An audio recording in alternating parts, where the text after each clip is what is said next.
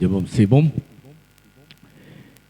எங்களை நேசிக்கிற அன்பின் ஆண்டவரே, உமக்கு நாங்கள் நன்றி செலுத்துகின்றோம். கடந்த காலங்கள் முழுதும் எங்களோடு இருக்கிறீர், எங்களை பாதுகாத்து எடுத்து வந்திருக்கிறீர். நன்றி செலுத்துகிறோம் ஆண்டவரே. இப்பொழுது உமக்கு உம்முடைய திருவார்த்தைகளை நாங்கள் கற்றுக்கொள்ள வந்திருக்கிறோம். நீர் பேசும் ஆண்டவரே, உடைய வேதத்தின் ரகசியங்களை நாங்கள் அறிந்து கொள்ளார். உடைய இதயத்தையும் சிந்தை உருவப்படுத்தும். நாங்கள் எப்பொழுதும் உடைய தெய்வீக பிரசனத்தை உணர்ந்து கொள்ளார். இயேசுவின் மூலம் ஜெபங்கள் எழும் நல்ல பிதாவே, ஆமென். மீண்டும் உங்கள் யாவரையும் அன்போடு வாழ்த்துகின்றேன். ஏற்கனவே சார் சொன்னோம்னாக நம்முடைய 77வது ஸ்தோத்திர பண்டிகையை மகிழ்ச்சியோடு கொண்டாட ஆண்டவர் உதவி செய்தார். பங்கு பெற்ற உங்கள் யாவரையும் நான் அன்போடு வாழ்த்துகிறேன். ஆண்டவர் உங்களை ஆசீர்வதிப்பாராக. தொடர்ந்து நம்முடைய திருச்சபைக்காக நாம் விசேஷமாக ஜெபித்துக் கொள்வோம். அதே போல் வருகின்ற 4ஆம் தேதி, அடுத்த மாதம் 4ஆம் தேதி நம்முடைய வாலிப சகோதரர்களுக்கான ஒரு கேம்ப் நம்ம சேர்வலாறு திருச்சபையில் வச்சு சர்ச்சில் வச்சு நடக்க இருக்குது. இவ்வளோ நம்முடைய திருச்சபையில் வாலிப சகோதரர் இருக்காங்களா? அங்கே சரி இருக்காங்கன்னா நீங்கள் அவங்களை அனுப்பிவிடலாம். முன்னதாக நீங்கள் அனுப்பிவிடும்படி உங்களுடைய பெயர்களை பதிவு சொல்லும்படி உங்களை நான் அன்போடு கேட்டுக்கொள்கிறேன். அதே போல் சனிக்கிழமை வருகின்ற 29ஆம் தேதி சனிக்கிழமை இங்கிருந்து தரிசன பூமி என்று சொல்கின்ற அங்கே சக்கரமால்புரத்தில் இருக்கின்ற தரிசன பூமிக்கு அங்கே நம்முடைய வருடாந்திர பெண்கள் மகாநாடு நடக்குது. விழாவில் நீங்கள் பங்கு பெற விரும்பினா அவங்களுடைய பெயர்களை நீங்கள் பதிவு சொல்லுங்க. வாகனம் நமக்கு நம்ம சர்ச்சிலேருந்து கிளம்போம். சரியாக 7 மணிக்கு இருந்து போடுவாங்க. ரிஜிஸ்ட்ரேஷன் ஃபீஸ் 100 ரூபான்னு சொன்ன மாதிரி இருந்தது. நீங்கள் விசாரித்துக் கொள்ள முடியும். உங்களை நான் அன்போடு கேட்டுக்கொள்கிறேன். ஆண்டவங்களை ஆசீர்வதிப்பாராக. நம்முடைய ஆலயம் இனிமேல் ரிட்ரீட் சென்டராக இருக்கும் இல்லையா? நிறைய பேர் இங்கே வருவாங்க. அதுக்கான வசதி நம்ம பண்ணி கொடுக்கணும். முயற்சி செய்வோம். நீங்களும் ஜெபித்து கொள்ளுங்கள். முதல்ல நமக்கு இந்த வாஷ்ரூம் வசதி நமக்கு வரணும் இல்லையா? ரெஸ்ட் ரூம் வசதிகள் நம்ம எல்லாம் செய்து கொடுக்கணும். அதுக்காக நாம் ஜெபிப்போம். செய்கிறதுலேருந்து உதவிச்சிடும். நீங்களும் உதவி செய்யுங்கள். உங்களுக்கு தெரிந்தவரிடம் சொல்லுங்கள். இந்த கேம்பஸ்லாம் சுத்தமாக நல்ல அழகாக செடிகள்லாம் வச்சு எவ்வளோ நம்ம பராமரிக்க முடியுமோ அப்படி நம்ம பண்ணுவோம். ஆண்டவர் நம்மை ஆசீர்வதிப்பாராக. இந்த நாளில் நமக்கு கொடுக்கப்பட்டிருக்கிற தலைப்பு, ஒடுக்கப்பட்டவரோடு ஒன்றிணையும் ஆண்டவர். சமுதாயத்திலே ஒடுக்கப்பட்ட மக்களோடு எப்படி ஆண்டவர் தன்னை இணைத்துக் கொள்ளுகிறார் அப்படிங்கிற தலைப்பு நமக்கு கொடுக்கப்பட்டிருக்கிறது. திருச்சபையின் தந்தை என்று சொல்லப்படுகிற சென்ட் ஆம்ப்ரோஸ், கேள்விப்பட்டிருக்கீங்களா? ஆம்ப்ரோஸ், சென்ட் ஆண்ட்ரோஸ், ஆம்ப்ரோஸ் இவங்கெல்லாம் திருச்சபையின் தந்தை என்று அழைக்கப்பட்டார். குறிப்பாக நம்முடைய விசுவாச பிரமாணத்தை உருவாக்குவதிலே இவருடைய பங்களிப்பு என்பது மிக மிக முக்கியமான ஒன்றாக இருந்தது. சென்ட் ஆம்ப்ரோஸ் என்று சொல்லுகின்ற இவர் தொடக்கத்திலே இவர் ஒரு குற்றவியல் நீதிபதியாக இருந்தார். அவர் ஒரு ஜட்ஜி. அவர் ஒன்றும் போதகரில் ஜட்ஜாக இருந்தார். மிலான் திருச்சபைக்கும் நிசையா திருச்சபைக்கும் இடையில் ஒரு சின்ன கருத்து மோதல்கள் பிரிவினையாக இருந்தது. அது வன்முறையாக மாறுகின்ற அளவிற்கு அது வெடித்தது இல்லையா? 2 திருச்சபைக்கு இடையில் பிரச்சனை. எப்போ இன்னைக்கு இல்லை, அந்த காலத்தில் இப்படி தான் இல்லையா? நைசியன் திருச்சபைக்கும் மிலான் திருச்சபைக்கும் பிரச்சனை. அது என்ன பிரச்சனை அப்படின்னா, ஏரியனிசம் அப்படின்னு ஒரு தவறான கருத்து திருச்சபையில் நுழைந்தது. ஒரு கூட்ட மக்கள் அதை பின்பற்றினாங்க. அதனால் அவங்களுக்குள்ள போட்டி பொறாமல் வர ஆரம்பிச்சிது இல்லையா? இந்த 2 பிரிவினையிலையும் இந்த வன்முறை ஏற்படுற அளவுக்கு அது போயிட்டு உடனே இவங்களை சமாதானப்படுத்துவதற்கு இந்த குற்றவியல் நீதிபதியாக ஆம்ப்ரோஸ் அவர்களை ஏற்படுத்துகிறாங்க. அவர் மிக சிறப்பாக அந்த 2 பேருக்கு இருக்கிற பிரச்சனையை சமாதானமாக தீர்த்து வச்சார். இந்த காலகட்டத்தில் மிலான் நகரத்துக்கு ஒரு பேராயர் வேணும் அப்படின்னு தேடினாங்க. அப்போ அந்த மிலான் நகரத்து மக்கள் சொன்னாங்க, எங்களை சமாதானப்படுத்திய ஆம்ப்ரோஸே நீங்கள் எங்களை என்ன தந்துருங்க, பேராயராக தந்துருங்க அப்படின்னு சொன்னாங்க. உடனே அவரை அதுக்கு பிறகு தான் அவர் ஞானஸ்நானம் எடுத்தார். பேராயரான பிற்பாடு தான் பேராயருக்காக தான் அவர் ஞானஸ்நானம் எடுத்தார் அப்படின்னு சொல்லுவாங்க இல்லையா? அவர் திருச்சபையின் இந்த மிலான் நகர திருச்சபையின் பேராயராக அவர் மாறினார். இந்த ஆம்ப்ரோஸ் எளிய மக்கள் மீது அவர் அதிகமாக அன்பு வைத்தார். அன்றைய காலகட்டத்தில் இந்த அடிமைகளை பிடித்து கொண்டு வந்து, மக்களை எங்கிருந்தால் பிடிச்சு கொண்டு வந்து அவளை அடிமைகளாக விற்பனை செய்கின்ற வழக்கம் இருந்தது. சந்தையில் போராச்சுன்னா யாரை வாங்கலாம்? ஆடு மாடு வாங்குற மாதிரி யாரை வாங்கலாம்? மனுஷனை வாங்கலாம். அந்த மாதிரி ஒரு காலகட்டத்தில் இருந்தது. இது இவருக்கு ஒரு வருத்தத்தை கொடுத்தது. ஆகவே அவர் என்ன செய்தார்னா, தன்னுடைய சொத்துக்கள் எல்லாத்தையும் விற்று இந்த அடிமைகளை விலைக்கு வாங்கி அவங்கள சுதந்திர மனிதனாக அவர் விடுவித்து விட்டார் இல்லையா? இப்போ அவருடைய சொத்துக்கள் எல்லாம் தீர்ந்துட்டு இல்லையா? கடைசியாக எல்லாம் திருச்சபை அப்புறம் என்ன செய்தார்? திருச்சபையில் மக்கள்கிட்ட சொன்னார், நீங்கள் இவங்களை வாங்கி விடுதலை பண்ணுங்க. எல்லாம் முடிச்சாச்சு. கடைசியாக இன்னும் ஏராளமான அடிமைகள் இருக்காங்க, அவங்களை விடுவிக்கணும். என்ன செய்தார் அப்படின்னு சொன்னால், அவர் இந்த ஆல்டரில் நம்ம கம்யூனியன் பரிமாறுவோம்ல, அப்போ நல்ல தங்க பாத்திரங்கள்லாம் வச்சு கம்யூனியன் பரிமாறினாங்க. இவர் என்ன செய்தார்? அதை எடுத்து விற்று என்ன செய்தார்? இந்த மக்கள் எல்லாம் விடுவித்து விட்டார். இது திருச்சபை மக்களுக்கு ஒரு மாதிரிதா வந்தது இல்லையா? ஏன்னா பரிசுத்த பாத்திரங்களை வித்துட்டாரு. அப்படி வித்தது மிகப்பெரிய தவறுன்னு மக்கள்லாம் சண்டைக்கு போயிட்டாங்க. அப்போ அவர் சொன்னார், அவர் என்ன சொன்னார்னா, கிறிஸ்துவனுடைய உடலும் இரத்தமும் பாவிகளின் ஆன்மாவின் விடுதலைக்காக கொடுக்கப்பட்டது உண்மை என்றால், வேண்டி சொல்லுதேன், கிறிஸ்துவின் உடலும் இரத்தமும் பாவிகளின் ஆன்மாவின் விடுதலைக்கு கொடுக்கப்பட்டது உண்மையானால், அவற்றை சுமக்கின்ற பாத்திரம் பாவிகளின் சரீர பிராரம்ப விடுதலைக்கு பயன்படுத்துவது நியாயமான காரியம் அப்படின்னார் இல்லையா? கிறிஸ்துவனுடைய இரத்தமும் சதையும் நம்முடைய மீட்புக்காக கொடுக்கப்படுவது உண்மையானால், அவற்றை சுமக்கின்ற அந்த பாத்திரங்கள் அது நம்முடைய ஆன்மீக விடுதலைக்காக அவர் சிந்தினார். சரீர விடுதலைக்காக அந்த பாத்திரத்தை பயன்படுத்துவது நேர்மையான செயல் அப்படின்னு சொன்னார் இல்லையா? அது மிகப்பெரிய இருந்தார். பின் காலத்தில் நீதிபதியாக இருந்த இந்த ஆம்ப்ரோஸ் பேராயர் பிஷப் ஆம்ப்ரோஸ் ஆனார்.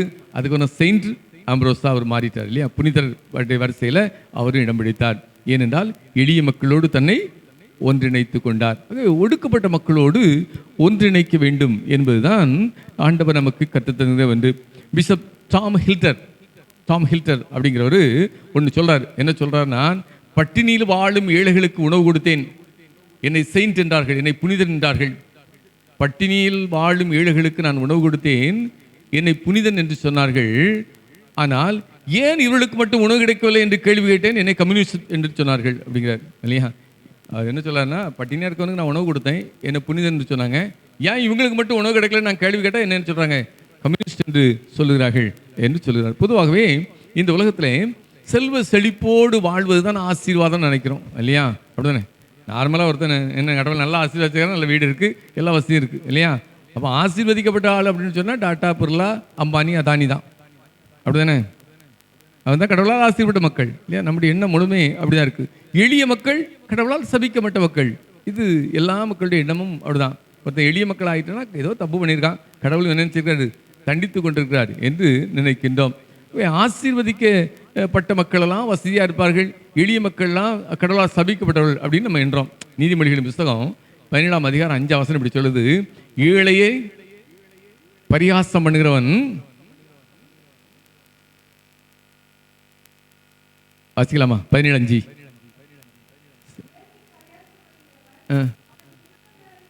போதும். ஏழையை பரிகாசம் பண்ணுகிறவன் அவரை நிந்திக்கிறவரை, ஏழையை ஏழையை பரிகாசம் பண்ணுகிறவன் அவரை உண்டாக்கினவரை. இப்போ ஏழையை உண்டாக்கினது யாரு? ஆண்டவர் தானே? அப்படியா? ஏழையை ஆண்டவரை உண்டாக்குவார்? எல்லாரையும் வல்லம் படைச்சார். இப்போ ஏழை யார் உண்டாக்குனார்? இங்கே அப்படி சொல்றாரு, ஏழையை உண்டாக்குனது யாரு? கடவுளா? அப்படிலாம் ஒன்றும் இல்லை. ஏழை ஒன்றும் கடவுள் உண்டாக்கல. நம்முடைய சுயநலமும் நம்முடைய பேராசையும் ஏழைகள் உருவாக்கப்படுகிறார்கள். எல்லாம் காந்தியடிகள் சொல்லுறாரு, தேவைக்கு அதிகமாக இருப்பதெல்லாம் திருட்டு பொருள் அப்படிம்பாரு. தேவைக்கு அதிகமாக இருக்குன்னா திருட்டு பொருள் அப்படிம்பாரு இல்லையா? இப்போ நம்முடைய தனி மனித சுயநலமும் பேராசையும் தான் இந்த ஏழ்மைக்கு காரணம். ஒரு பக்கத்தில் செல்வம் குவிந்து கிடக்குது இல்லையா? அம்பானி வீடை பார்த்தீங்கன்னா 24 அடுக்கு மாடி, எத்தனை பேர்? 6 பேர் வாழ்றது இல்லையா? ஒரு பக்கத்தில் செல்வம் செழித்திருக்கிறது, இன்னொரு பக்கத்தில் ஏழை மக்களுக்கு. அது கடவுளுடைய தவறல்ல, யார் மனிதனுடைய பேராசையும் சுயநலம் தான் இருக்குது. ஆனால் இங்கே திருமறையில் என்ன சொல்லுது அப்படின்னா, அவரை உண்டாக்கினவர் கடவுளுங்கிறது. இது இஸ்ரவேல் மக்களுடைய விசுவாசம். எது நடந்தாலும் இதுதான், யார் தான் பொறுப்பு? கடவுள் தான் பொறுப்பு. அப்படிங்கிறதுனால அவர்கள் இவ்வாறு எழுதுகிறார்கள் அப்படின்னு படிக்கிறோம். சரி, இப்போ வந்து நாளில் 2 பேரை நம்ம 2 கேரக்டர் படிக்க போகிறோம். ஒன்று நம்ம வாசிக்க கேட்ட காஸ்பல் புதிய ஏற்பாடு பகுதி, இன்னொன்று வாசிக்க கேட்ட நிர்வாக்கியம். 2மே நமக்கு தெரிந்த ஒரு பகுதி தான். அதனால் அதில் வந்து நிறைய சொல்ல வேண்டிய அவசியம் இல்லை. இயேசு கிறிஸ்து காஸ்பல் எடுத்துக்கிடுவோம். யோவான் 4ஆம் அதிகாரம் 4ஆம் வசனம். இயேசு கிறிஸ்து சமாரியா நாட்டின் வழியாக செல்லுகிறார் அப்படின்னு சொல்லப்பட்டிருக்கு இல்லையா? எருசலேமிலிருந்து கலிலியாவுக்கு செல்லும் பாதை மிகவும் குறுகலான பாதை. அதாவது வடக்கு பகுதி தெற்கு பகுதி தெரியல. பின்னால் எல்லாம் வீட்டில் போய் எப்படி அந்த ஒரு நேரம் அந்த மேப்பை பார்த்துருங்க இல்லையா? கலிலியா எங்கே இருக்குது, யூதை எங்கே இருக்குது, மனசில் ஆழமாக பதிஞ்சிடணும். அது தெரிஞ்சால் தான் நமக்கு திருமறை படித்தா நமக்கு விளங்கும் இல்லையா? கலிலியா எந்த பகுதியில் இருக்குது? தெற்கு வடக்கு பகுதியில் இருக்குது இல்லையா? யூதையா தெற்கு பகுதி, கலிலியா மேலே இருக்கும் மேப்பில், அதான் வடக்கு பகுதி இல்லையா? யூதையா கீழே இருக்கும் இல்லையா? இந்த யூதையாவுக்கும் கலிலியாவுக்கும் இடையில என்ன இருக்கும்? சமாரியான்னு இருக்கும் இல்லையா?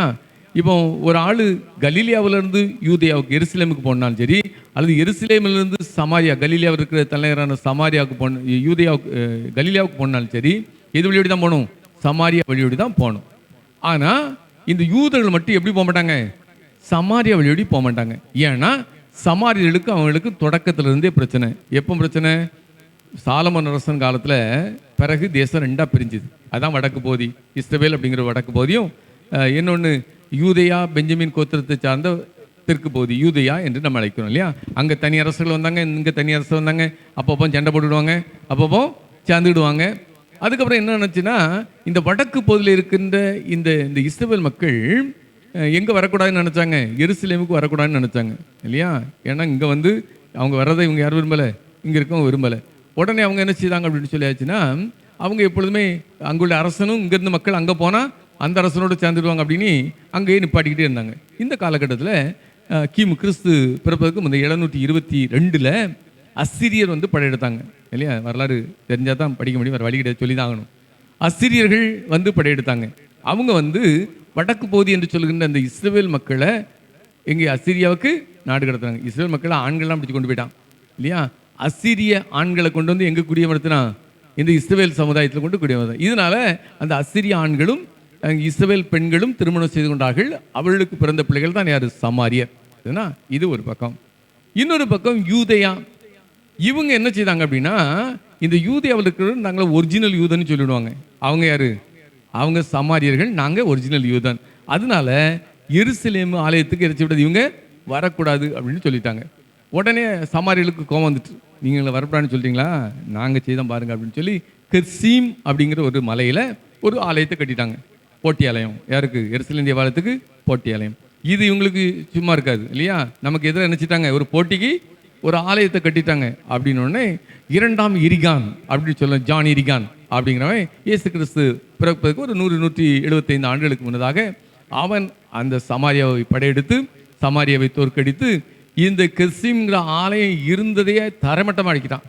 அதோடு மட்டுமல்ல, அது ஒரு பாறை மேலே கட்டப்படுது. அந்த பாறையை உடச்சி எடுத்துட்டாங்க. இப்படி ஒரு ஆலயம் இங்கே இருந்தாவே தெரியக்கூடாது அப்படின்னு அவன் உடச்சி எடுத்தான் இல்லையா? இது சமாரியர்களுக்கு கடுமையான கோபம் வந்துச்சு. ஏன்னா இந்த காலகட்டத்தில் எருசலேமுக்கு திரும்பி வந்தாங்க மக்கள். திரும்பி வந்த பாபிலோன்லேருந்து எருசலேம் மக்கள் திரும்பி வந்தாங்க. திரும்பி வந்தோடனே சாலமோன் கட்டி ஆலயம் போயிட்டு நேபுகாத்நேச்சர் உடைச்சிட்டாரு. புது ஆலயம் கட்ட ஆரம்பித்தாங்க. அதில் சமாரியர்கள் எங்களையும் சேர்த்துடுங்க அப்படின்னு கேட்டாங்க. எரிசல இந்த இஸ்ரவேல் மக்கள் சேர்க்கலை, நீங்கள் வேண்டாம் அப்படின்ட்டாங்க. அது சமாரியர்களுக்கு கோபமாக இருந்தது. அதுக்கு பிறகு ஏரோது அரசன் காலத்தில் ஏரோது கொஞ்சம் சமாரியர்களுக்கு உதவி செய்தான். சமாரிய பட்டணம் தான் மீண்டு கட்டினா. அது யூத மக்களுக்கு கோபத்தை ஏற்படுத்துது. இயேசு கிறிஸ்துடைய காலத்தில் இந்த சமாரியர்கள் எருசலேம் தேவாலயத்தில் மனித எலும்பு கூட கொண்டு உள்ள வீசிட்டு போயிட்டான். எருசலேம் ஆலயத்தை தீட்டுப்படுத்துறதுக்காக. இது இவர்களுக்கு கோபம். இதனால ஒருத்தருக்கு ஒருத்தர் போட்டி பொறாமை இருந்ததுனால எது வழியோடி போக மாட்டாங்க? சமாரியா வழியோடி போக மாட்டாங்க. அப்போ சமாரியா வழியோடி யூதேயாவுக்கு போகல அப்படின்னு சொன்னால் எங்கே வேணும்? யோர்தான் கதையை 2 நேரம் கிடக்கணும். ஏன்னா அந்த பக்கம் யோர்தான் நதி ஓடும் இல்லையா? ஒரு நிறை யோர்தான் நதியை கடந்து அப்படி அந்த பார்டர் வழியோடு நடந்து வந்து அதுக்கப்புறம் யோர்தான் நதியில் கடந்து தான் அவங்க உள்ளே வரணும் இல்லையா? இதுதான் நிலவரம். ஆனால் இயேசு கிறிஸ்து சமாரியா நாட்டின் வழியாக போனார் அப்படின்னு இங்கே யோவான் ஆரம்பிக்கிறார் இல்லையா? இவ்வாறு சமாரியா நாட்டு வழி போகும்போது அங்கே சீகார் இல்லையா? அங்கே 4:6 வாசிப்போம். 4:6 யோவான் 4:6.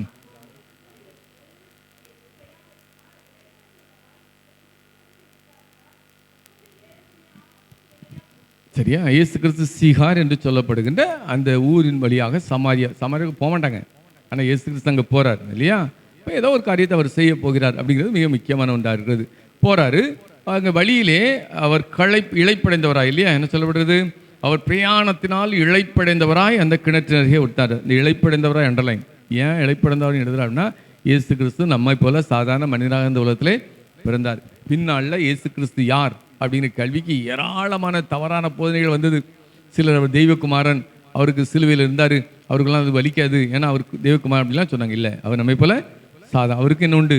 களைப்பு உண்டு. களைப்பு சோர்வு அவருக்கு உண்டு இல்லையா? பசியாக இருந்ததுன்னு எழுதுறாரு இல்லையா? எங்கே அத்திமரத்தை பசியாக இருந்தது, அவருக்கு தாகமாக இருந்தது இல்லையா? இங்கே தாகத்திற்கு தானே அவருக்கு கேட்குறாரு. அதையும் நம்ம பார்க்குறோம் இல்லையா? இங்கு ஒரு யாக்கோபுடைய கிணறு என்று சொல்லப்படுது. பொதுவாக யாக்கோபு அந்த நிலத்தை வாங்கியதாக நம்ம சொல்கிறோம். அங்கே ஒரு கிணறு இருந்ததுக்கான நேரடியான ஆதாரங்கள் நமக்கு இல்லை. ஒருவேளை பாரம்பரியமாக இது யாக்கோபின் கிணறு அப்படின்னு அந்த கிணறு நிச்சயங்களா மக்கள் நம்பியிருக்கலாம். இந்த வேளையில் 6ஆம் மணி வேலை அப்படின்னா ஏறக்குறைய பகல் 12 மணி இல்லையா? பகல் 12 மணி வேலை.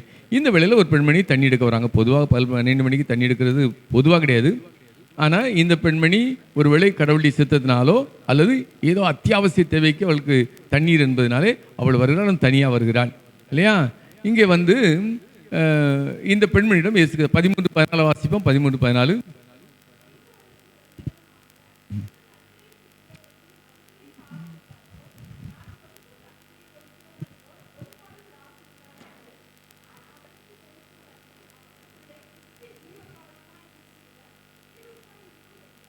இங்கே வந்த பெண்மணியிடம் இயேசு தாகத்துக்கு தான்னு கேட்குறாங்க. அந்த ஒரு இடம் நமக்கு தெரியும் இல்லையா? இயேசு யூதன், சமாரிய பெண்ணை நீ எப்படி கேட்கலான்னு இது கேட்குறாங்க இல்லையா? ஆனால் தாகத்துக்கு தா என்று சொல்லுகின்ற கேட்பவர் யார் என்று நீ அறிந்திருந்தால் நீரே கொடுத்திருப்பா அப்படிங்கிறார் இல்லையா? இயேசு கிறிஸ்து நான் உங்களுக்கு வாழ்வு தரும் தண்ணீரை தருவேன் என்று அவர் சொல்லுகின்றார். ஒருவேளை இஸ்ரவேல் மக்கள் எகிப்திலிருந்து புறப்பட்டு வரும்பொழுது ஆண்டவர்களுக்கு ஒரு தண்ணீரை கொடுத்தார் இல்லையா? வனாந்தரத்திலே அந்த தண்ணீரை குடித்த மக்கள் மரித்து போனார்கள். பலர் எங்கே நுழையல, கானானுக்குள்ளே நுழையல. ஆனால் அதைவிட சிறப்பான தண்ணீரை நான் உங்களுக்கு தருவேன் என்று இங்கே இயேசு கிறிஸ்து சொல்ல, வாழ்வளிக்கின்ற தண்ணீர். இந்த தண்ணீரை கொடுக்கிறவன் ஜீவத்தினரை பெறுகிறவன் என்றால் எப்பொழுது அவர் சொல்கிறார், தண்ணீர் அவனுக்குள் நித்திய ஜீவகாலமான வருகின்ற நீரூட்டாக இருக்கிறது, என்றென்றும் வாழுகின்ற மக்கள் அந்த வாழ்வுக்கு அவர் அழைத்து செல்வேன் என்று சொல்லுகின்றார்.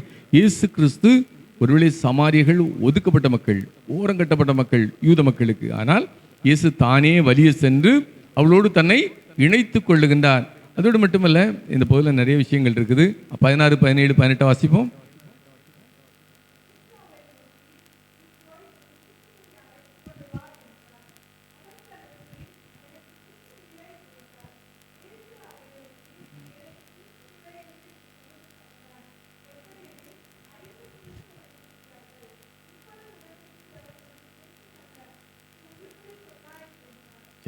இயேசு இந்த பதில் 3 முக்கியமான கருத்துக்கள். முதலாவது வாழ்வளிக்கும் தண்ணீர் இல்லையா? ஜீவ தண்ணீரை கொடுப்பாங்கிறது முதல் பகுதி. 2வது பகுதி இப்பொழுது அவர் சொல்றாரு. என்ன சொல்றாரு அப்படின்னா, இங்கே அந்த பெண்மணி சொல்கிறார், உனக்கு 5 புருஷர்கள் உண்டு அப்படிங்கிறார். யார் இயேசு கிறிஸ்து எதை சொல்கிறார் அப்படிங்கிற ஒரு கேள்வி இறையியல் வட்டாரத்தில் இருந்தது. உண்மையிலேயே அவள் 5 கணவரை பெற்றிருக்கலாம். அது என்ன காரணம் அப்படின்னு நமக்கு தெரியும். பழைய ஏற்பாட்டில் ஒருவன் திருமணமாகி குழந்தை பிறக்கவில்லை என்றால் அவருடைய சகோதரை திருமணம் செய்ய வேண்டும். ஒருவன் 7 பேரை திருமணம் செய்தான் அப்படின்னு பரிசைகள் வந்து இயேசுவிடம் கேள்வி கேட்பதை, சதுசேயர்கள் வந்து இயேசுவிடம் கேள்வி கேட்பதை நம்ம பார்க்குறோம் இல்லையா? ஒரு அப்படி இருந்துக்கலாம். ஆனால் பெரும்பாலான அறிஞர்கள் என்ன சொல்கிறாங்க அப்படின்னு சொன்னால், இது வந்து அவர் கணவர் என்கின்ற வார்த்தை பயன்படுத்துகின்ற பகால் அப்படிங்கிற ஒரு வார்த்தை கணவரையும் குறிக்கும், தெய்வத்தையும் குறிக்கும் இல்லையா? அது கணவனுக்கும் அதே பகால்ங்கிற வார்த்தை தான், தெய்வத்திற்கும் புறையின மக்கள் வெளிவிடுகின்ற தெய்வத்திற்கும் பகால் இல்லையா? இங்கே இந்த பகால் என்பது தெய்வத்தை காட்டுகாக நீ 5 தெய்வத்தை நீங்கள் வழிபட்டீர்கள். குறிப்பாக பாபிலோன், ஊதா, அல்வா, ஆமாத், சபர்வாலி அப்படிங்கிற நகரத்தில் இருக்கின்ற 5 தெய்வத்தை நீங்கள் வழிபட்டீர்கள். இப்பொழுது நீங்கள் யெகோவாவை வழிபடுகிறீர்கள், அதுவும் நீங்கள் உண்மையாக வழிபடவில்லை என்று இயேசு கிறிஸ்து சொல்லுகின்றார். ஆகவே ஆவியோடும் உண்மையோடும் வழிபடுகின்ற அதை குறித்து இயேசு கிறிஸ்து அவளுக்கு கற்றுக் கொடுக்கின்றார். ஒருவேளை இஸ்ரவேல் மக்கள் எருசலேமில் வந்தால் தான் உங்களுக்கு புண்ணியம்னு சொன்னாங்க. இந்த சமாரியா மக்கள் கிறிஸ்துவில் இருக்கிற எங்களுடைய ஆலயத்துக்கு வந்தால்தான் உங்களுக்கு புண்ணியம் கிடைக்கும் என்று சொன்னார்கள். ஆனால் இயேசு கிறிஸ்து சொல்கிறார், கடவுளை எங்கும் தொழுது கொள்கின்ற காலம் வரும். ஆவியோடு உண்மையோடு கடவுளை எங்கனாலும் நம்ம தொழுது கொள்ளலாம் அப்படிங்கிற ஒரு கருத்தை பதிவு செய்கிறாரு. 3வது அதுதான் உண்மை வழிபாடு. என்னென்றால் 19, 20, 21.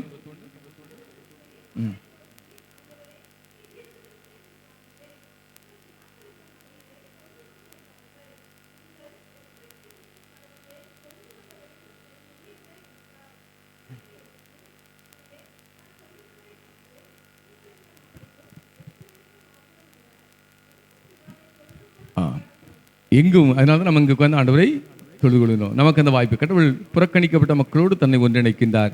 நாமெல்லாம் புறக்கணிக்கப்பட்ட மக்கள் யூதருடைய பார்வையில் இல்லையா? அவங்க தான் கடவுளுடைய பிள்ளைகள்.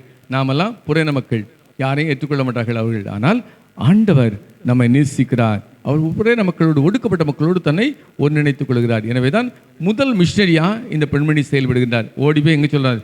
தன் மக்களுக்கு போய் சொல்லுகின்றாங்க. அந்த கிராமமே ஆண்டவரை ஏற்றுக்கொள்ளுகின்றது. ஆகவே முதல் மிஷினரியாக ஒரு சமாரிய பெண்மணி செயல்படுகின்றாள். அவள் வழியாக ஒரு முழு கிராமமே இயேசு கிறிஸ்துவை ஏற்றுக்கொள்ளுது. மக்களால் ஒதுக்கப்பட்ட, யூத மக்களால் ஒதுக்கப்பட்ட சமாரிய மக்களையும் இயேசு கிறிஸ்துவை அன்புக்குரிய மக்கள் என்பது இந்த பகுதி நம்ம படிக்கிறோம். ரெண்டாவது ஒரு பகுதி நமக்கு பிலமோன் எடுத்துக்கிடுவோம். இது நமக்கு தெரிந்த பகுதி தான். சின்ன ஆசியாவிலே பிரிஜியா என்கிற நாட்டில் கொலோசே அப்படிங்கிற ஒரு பட்டணம் இருக்கிறது. இந்த கொலோசே பட்டணத்தில் தான் பிலமோன் அப்படிங்கிற ஒரு பக்தி மிக்க மனிதன் இருக்கின்றார். சரினா, இவர் மிக சிறப்பானவர், வசதி படைத்தவர், செல்வந்தராக இருக்கிறார், தர்ம சிந்தை உள்ளவராக இருக்கிறார். விசுவாசிகளுக்கும் ஊழியத்திற்கும் அவர் அதிகமாக உதவி செய்கிறவராக இருக்கிறார். இவர் வீட்டில் தான் சபை கூடி ஆண்டவரை வழிபட்டாங்க. அப்போ ஒரு நல்ல ஒரு பரிசுத்தவான், புனிதவான் இல்லையா. இவருக்கு ஒனேசிமு அப்படின்னு ஒரு அடிமை இருக்கிறான் இல்லையா. ஒனேசிம் அப்படின்னு ஒரு அடிமை இருக்கிறான். இவன் வேலை பார்த்துக்கிட்டு இருந்தான். ஆனால் ஒனேசிம் ஏதோ ஒரு பெரிய தவறு செய்துட்டான். அடிமை, பொதுவாக அடிமைகளுக்கு எந்த மரியாதையுமே கிடையாது. அடிமை தப்பு பண்ணால் அவனை என்ன வேணாலும் செய்யலாம், கொண்டு போட்டாலும் யாரும் கேட்க போகிறதில்ல இல்லையா. இவன் என்ன செய்யலாம், ஒருவேளை ஏதாவது பணத்தை அவன் திருடி கொண்டு ஓடி இருக்கலாம் அப்படின்னு கருதப்படுகிறது. என்ன தப்பு செய்தான் நமக்கு சொல்லப்படலை. ஆனால் அந்த எஜமானுக்கு ஒரு பெரிய இழப்பை ஏற்படுத்தி விட்டான். எஜமானுக்கு ஒரு பெரிய இழப்பை ஏற்படுத்தி விட்டான். ஏன்னா இப்போ தப்பி இவன் எங்கே ஓடுறாரு, ரோமாபுரிக்கு ஓடி போயிட்டார். யாரு, இந்த ஒனேசிம் அப்படிங்கிற அடிமை. இங்கே ரோமாபுரியில் யார் இருக்கா, பவுல் இருக்கா. பவுலுக்கும் இந்த பிலமோன் நெருங்கிய நண்பர்கள். ஏன்னா கொலோசே திருச்சபையில் அவர் ஒரு பெரிய தலைவர். பவுல் அப்போஸ்தலன் எபேசு திருச்சபையில் ஏறக்குறைய 3 ஆண்டுகள் அவர் அங்கே தங்கியிருந்து பணிவிடை செய்கின்றார். இவ்வாறு எபேசிலே தங்கியிருந்து நற்செய்தி அறிவிக்கும் பொழுது அதற்கு அருகாமல் இருக்கிற இந்த கொலோசை பட்டணத்தில் உள்ள இந்த பிலேமோனும் பவுலுடைய நற்செய்தியை கேட்டு இயேசு கிறிஸ்துவை ஏற்றுக்கொண்டிருக்க வேண்டும். அதனால அவங்க 2 பேருக்கும் ஒரு நல்ல நெருக்கமான உறவு இருக்கு இல்லையா. இப்போ இந்த அடிமை இந்த பிலமோனை விட்டு எங்க வந்துட்டாரு, ரோமாபுரியிலே பவுல் சொல்றார். இப்போ அவருக்கு வயசு 60 வயசாச்சு இல்லை. அவர் எல்லாமே இல்லை சொல்றாரு, நான் வயதாயிட்டாரு அப்படி சொல்றாரு. கிறிஸ்து இயேசு நிமித்தம் கட்டப்பட்டவனா இருக்கிற பவுல் ஆகிய சகோதரனாகிய தீமோத்தேயும் அப்படின்னு அவர் ஆரம்பிக்கிறார் இல்லையா. எங்களுக்கு பிரியமுள்ள உடல் மேலாண்மை இருக்கிற பிலமோனுக்குன்னு அவர் ஆரம்பிக்கிறார் இல்லையா. எனக்கு அவருக்கு இப்போ ஏறக்குறைய வயது 60 இருக்கும் பவுலுக்கு. அதோடு மட்டுமல்ல, ரோமாபுரியாவிலே வீட்டு சிறையில் இருக்கிறார். பவுல் ஒன்றும் சிறைச்சாலையில் போட்டெல்லாம் உள்ள மூட முடியாது. ஏன்னா அவர் ரோம குடியுரிமை பெற்றவர். அதனால வீட்டு சிறையிலே அவர் இருக்கிறார். அவரோடு யார் வந்து சேர்ந்துக்கிட்டா, இந்த ஒனேசிமும் வந்து சேர்ந்துக்கிட்டான். இப்போ பவுல் இந்த ஒனேசிமுக்கு நற்செய்தி சொல்லி ஒனேசிம் இப்போ என்ன செய்றாரு, கிறிஸ்தவனா மாறிட்டாரு. பவுலோடு உடன் ஊழியக்காரராக இருக்கிறாரு. ஆனால் ரொம்ப காலமாக ஒரு அடிமையை நாம் வச்சிட முடியாது. ஒரு அடிமை தப்பி போகிறதுக்கு உதவி செய்தவனுக்கு கடுமையான தண்டனை உண்டு. அவனுக்கு மரண தண்டனை கூட கொடுப்பாங்க. இப்போ ஒரு அடிமை ஒருத்தர் தப்பி போகிறதுக்கு யாராவது ஒருத்தர் ஹெல்ப் பண்ணிட்டாங்க அப்படின்னா அவருக்கு மரண தண்டனை. ஏன்னா அப்படின்னா தான் இந்த அடிமைகளுக்கு யாரும் என்ன செய்ய மாட்டாங்க, உதவி பண்ண. அவ்வளோ கொடுமையான தண்டனை ரோம ஆட்சியில் உண்டு. எனவே இப்பொழுது அடிமையாக வந்திருக்கிற பவுல் தன்னிடம் ரொம்ப நாள் வைக்க அவர் விரும்பலை இல்லையா. அதை பிலமோனிடமே திருப்பி அனுப்ப வேண்டும் என்கிறார். இவ்வாறு திருப்பி அனுப்ப வேண்டும் என்று சொல்லி எழுதப்பட்ட கடிதம் தான் இந்த கடிதம், இந்த பிலமோனுக்கு எழுதின நிருபம் இல்லையா. இது ரொம்ப அற்புதமான ஒரு கடிதம் இல்லையா. ஒரு கடிதத்தில் ஒருத்தட்ட ஒரு உதவி வேணும்னா எப்படி எழுதணும் அப்படிங்கிறது பவுலுங்க எழுதுறாரு. என்ன 4ஆம் வசனத்தில், கர்த்தராகிய இயேசு கிறிஸ்துவிலும் உம்முடைய அன்பையும் உம்முடைய விசுவாசத்தையும் நான் கேள்விப்பட்டு இல்லையா. அவர் சொல்றாரு, ப்ளீஸ் பண்றாரு. என்ன சொல்றாரு, உன்னுடைய அன்பு எனக்கு தெரியும் இல்லையா, உம்முடைய விசுவாசத்தை நான் பார்த்துருக்கிறேன், உனக்காக நான் ஒவ்வொரு நாளும் ஜெபம். ஒரு கடிதம் எழுதுனா எப்படின்னா இவர் தான் கட்டு எழுதணும், அழகாக எழுதுறாரு இல்லையா. ஏன்னா யாரை கொண்டு நீ ரெண்டாவது ஏற்றுக்கிடணும். அப்புறம் அவர் எழுதுறாரு. அடுத்தல நம்ம வாசித்து பார்ப்போம்னா 10ஆம் வசனத்தை 9லேருந்து வாசிப்போம்.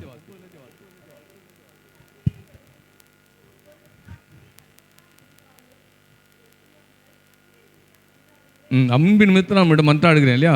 ரொம்ப ப்ளீஸ் பண்ணி கேட்குறாரு இல்லையா. அதுக்கு முன்னால் அவர் சொல்வார், எனக்கு வயசாயிற்று, நான் கட்டப்பட்டவனாக இருக்கிறேன், பவுலாகிய நான் முதிர் வயதுள்ளவனாகவும் இப்பொழுது கட்டப்பட்டவனமாக இருக்கிறேன். இப்பொழுது நான் சிறைச்சாலையில் இருக்கிறேன், எனக்கு வயசாயிற்று இல்லையா. அவரும் சொல்றாரு. அவரை வாசிப்போம். அன்பின் நிமித்தம் மன்றாடுகிறேன் என்னவென்றால்,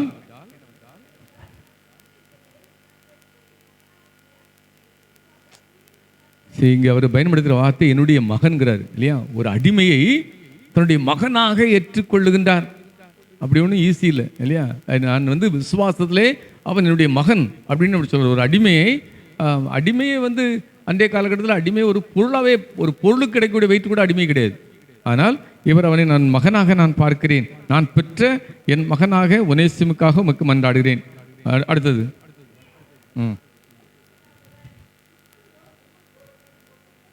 இங்கே ஒனேசிம் அப்படின்னு சொன்னால் பிரயோஜனம் உள்ளவன் அப்படின்னு பொருள் இல்லையா. அதை தான் அவர் பவுல் எழுதுறாரு. அதாவது பயன்படக்கூடியவன் அப்படின்னா அதுக்கு பொருள். ஆனால் முன்னால் உமக்கு அவர் எப்படின்னா அவன் பேருக்கு ஏற்ற மாதிரி வாழலை, அவன் உமக்கு பிரயோஜனம் இல்லாதவன் இருந்தான். ஆனால் பிரயோஜனம் இல்லாதவன் என்னை திருடிட்டு ஓடிட்டான்.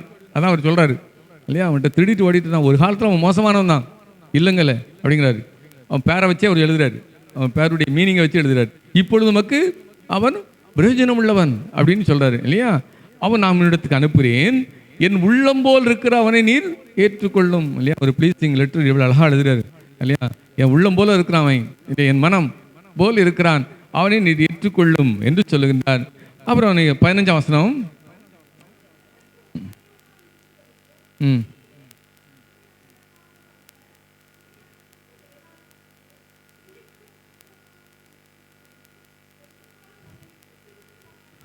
அவர் சொல்றாரு, அவன் போனது அவன் போயிட்டான் இல்லையா. அவன் அடிமை இல்லை, அவன் யார்? உன்னுடைய சகோதரனாக நீ அவனை ஏற்றுக்கொள்ளணும். இப்பொழுது நீ அடிமையாக சகோதரனாக அவனை ஏற்றுக்கொள்ள வேண்டும். அதுக்கு ஒன்று சொல்றது 18ஆம் வசனம்.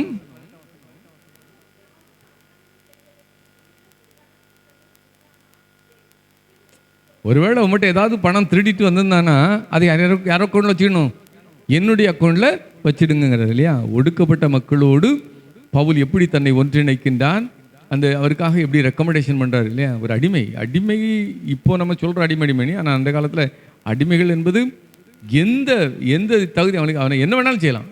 அந்த அடிமைக்காக ஒருவேளை அடிமை முறையை எதிர்த்து கிறிஸ்தவர்கள் போராடினாங்களா அப்படின்னா தொடக்கத்தில் செய்யலை இல்லையா, தொடக்கத்தில் செய்யலை. ஆனால் அதற்கான வித்தை யார் போடுறா?